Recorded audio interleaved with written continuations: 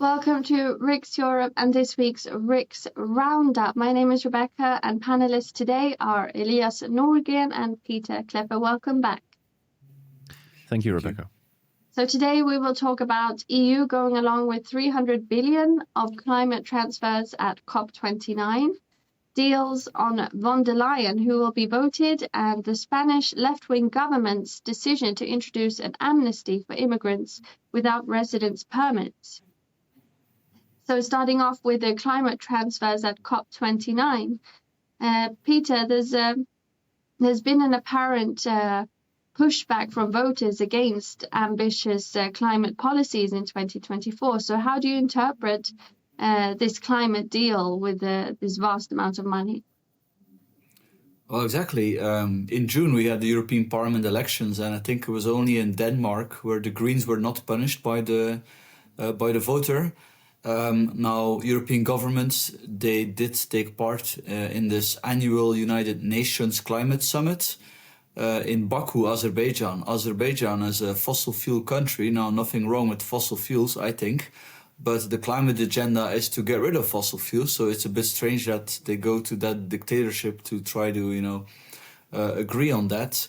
And it looks like the only thing they could agree, as you mentioned, was to spend an annual 300 billion to so-called climate finance, which are resources that have to be paid by the richer countries, and to help poorer countries adapt to the effects of climate change. Now, we all know how development aid works. I mean, I think the academic literature on development aid and transfers, like in this kind, is incredibly negative.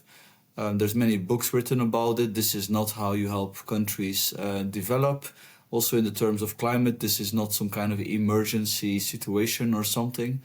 I mean, we all know how those resources will be spent in the dictatorships where they will arrive. So I think it's just incredible that European politicians can get away with, agreeing this, especially because China does not have to pay, because the definition they use for an industrial country dates back to the early 90s. So you cannot make it up. I would go so far as to say that the concept of these climate transfers, as they call it, is essentially a form of climate reparations that can be heard. It echoes this kind of post-colonial rhetoric. For example, in the United States, where you have this kind of rhetoric that white people must pay reparations to African Americans for the horrors of slavery. It's a patently absurd argument. It doesn't really reflect any type of justice between different parts of the world, in my view. And my view is also that discussions about these types of climate reparations have always had this like veneer of anti-Western resentment behind them. So you have all of these third world nations, oftentimes, well, most of the time actually, dictatorships, failed states essentially. And I think that these getting all of these climate transfers through is a way for these governments to enrich themselves and to avoid responsibility for all of these climate-related disasters that they've suffered, such as droughts, floods, whatever it may be. It's a way for them to avoid taking responsibility for what for their own failures in this regard. Also, I would like to add that it wasn't just in Denmark that the Greens made progress in the European elections. It was also in Sweden, actually. So, but these are still the only two European countries where the Green Party has actually made gains compared to most of the other European countries. So that the EU is actually siding with these climate reparations it's a letdown of what all the Europeans voted for. Also, I may just like to add one small thing, is that when you have big disasters in these countries, natural disasters, they are often a lot worse than they would have been because of problematic infrastructure. And the reason the reason the infrastructure is problematic is because of the corrupt political class. Now, look, in all fairness, it's very difficult from outside of these countries to try to improve corruption or try to deal with that problem and fight corruption. But the one thing we could do is not fuel it. So by transferring fortunes to these corrupt institutions in these countries, we are actually likely to make the problem of corruption worse. As a result, they will have less good infrastructure to protect the population against natural disasters. And moving on to our second subject today, deals with Ursula von der Leyen. Peter, what happened with the hearing of the commissioners in the European Parliament? So over the last few weeks, we had the hearings of European commissioners designate in the European Parliament. So people that had been nominated by their country to serve as the European Commissioner of the respective EU member states, they were interrogated by members of European Parliament. In a way, it happened in a bit of a childish manner, in the sense that MEPs would only be critical towards politicians from other parties. Now, look, that's how it goes, I guess. But at one point, there was actually a risk that not all the commissioners would be approved. In particularly the socialist nominee from Spain, Teresa Ribera, she risked being vetoed. Now, of course, as always, it was a big theater, and a deal was found so that she was going through, but also the commissioner that was nominated by the right-wing Italian government, he was also approved. Interestingly, was that the EPP, which is the biggest group in the European Parliament, was happy to work to secure that with the more right-wing groups, which are often called far right by the left. Now, you are far right if you don't agree with the left-green dogma. I think most people think of far right as some kind of a skinheads that glorify Hitler, but in the minds of the Greens, it's pretty much everybody that does not agree with them is far right. So in these more right-wing groups, we have the ECR with parties that are in government in Belgium, the Czech Republic, and elsewhere. We had the party of Le Pen, that is part of the Patriots in France, but also Le Pen is now holding the balance of power in France. To be fair, that party has also moderated a lot. So it's interesting to see that the right is actually gaining a lot more power at the EU level in the European Parliament, and this is reflective of the European Parliament elections. And at the end of the day, it was always quite certain that von der Leyen and her team would be approved.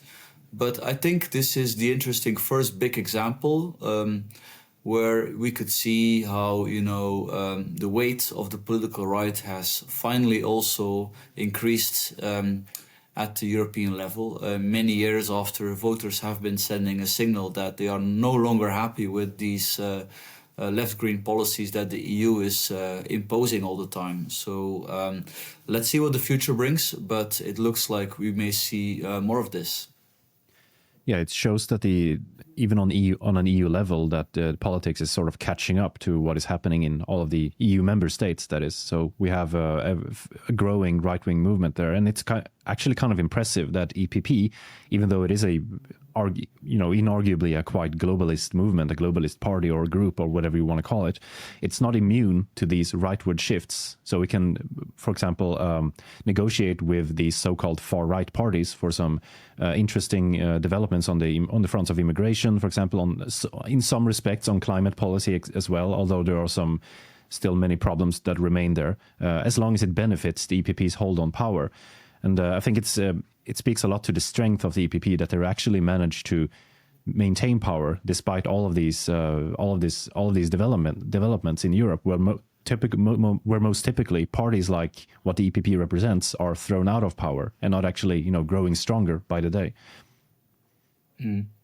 So moving on to our final subject for the day, a Spanish left-wing government's decision to introduce an amnesty for immigrants without residence permits. Elias, what is your perspective on the potential long-term economic and social impacts of granting amnesty to undocumented immigrants in this amount of numbers? Well, what this entails is that they're going to facilitate about 300,000 yearly new migrants to arrive to Spain for to conduct work, to study, for example, and to enable family reunification. And they're counting that they're expecting that this will bring up to 900,000 or maybe even 1 million illegal immigrants that will be encompassed by these new rules, which is effectively an amnesty for illegal migrants. And on the topic of what this actually means economically, well, it means that while you may get some sort of boost to the workforce, in some respects, you're also going to incentivize further illegal immigration to Spain. And this is a country that has been plagued by arrivals, not just on the at Spain itself, for example, on the enclave of Ceuta that borders Morocco, also on the Canary Islands. So this is a country that is beset by illegal immigration, and now they're going to incentivize further illegal immigration. And I think this is going to impact much of Europe to some extent as well, as these migrants are not just looking to settle in Spain, of course, they're looking to get access to the Schengen area, so they can move all over Europe and maybe even go to countries such as Germany and Sweden, where they know that they'll get better benefits. And I think it's a problem also that for Spain, that they're still looking at the problem of immigration. They're looking at immigration as a solution to the problem of the aging population, the shrinking workforce, and all of these narratives that most other governments actually in Europe have rejected by this point. They realize that it's not productive to actually import new workers that are to replace the workers that weren't born in Spain, so to speak. And they're quite unique as a country in Europe right now doing this. They're a bit of a loner, considering most other governments in Europe have arrived at the conclusion that mass immigration on this scale is just not the way forward. And Peter, do you agree? Do you believe that this reform could incentive more irregular migration? Yes, absolutely, it will, I think. And I think it's absolutely the wrong approach. To be fair, to send back many people to their countries is probably always going to be very tricky. I'm in favor of doing it, but then of course shortly after people have been denied residence, if they live there legally for many years, just like in the United States, in practice, it will be very difficult to change that. Also because economically it's very important, of course, that when these people are active, which is not always the case. So I think if you would do it, the very minimum is to impose a big fine on them, which can also then count as a contribution to the new club that they are now a part of. All the European welfare states, they have very high debt, and this is actually helping to sustain the social services provided by these governments. So if people can just basically skip the line and break the rules and get away with it, this is not only unfair to the people that patiently apply for migration visas and go to this painful bureaucratic process, which is too bureaucratic often. So it's unfair, it's uneconomical, because if you look at a lot of research, and I agree with Elias there, countries have abandoned the idea that in order to sort of fix the welfare state, you basically need to just welcome more and more immigrants. That's not gonna that's not a sustainable fix, because you have these massive problems of integration, but also if you look at research of central banks, the net contribution of many of these people from outside of Europe is often not positive in financial terms, because many of them don't have the skills where we have shortages on the labor market. Think of, for example, nurses. To be a nurse, it's actually not a low-skilled profession. It takes a lot of training. It's really challenging. And personally, I'm not against inviting people with good skills into Europe, of course, under certain conditions. But that's not exactly what Spain is doing. They are rewarding people that have made it into the continent through human smugglers. And now after this, you can be sure that many of them will try to make it to other European countries. And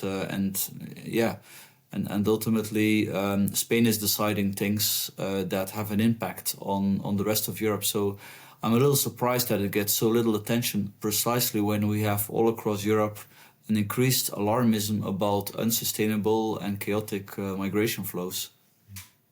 Thank you, Peter and Elias. That's all we have time for today. Thank you, Rebecca. Thank you.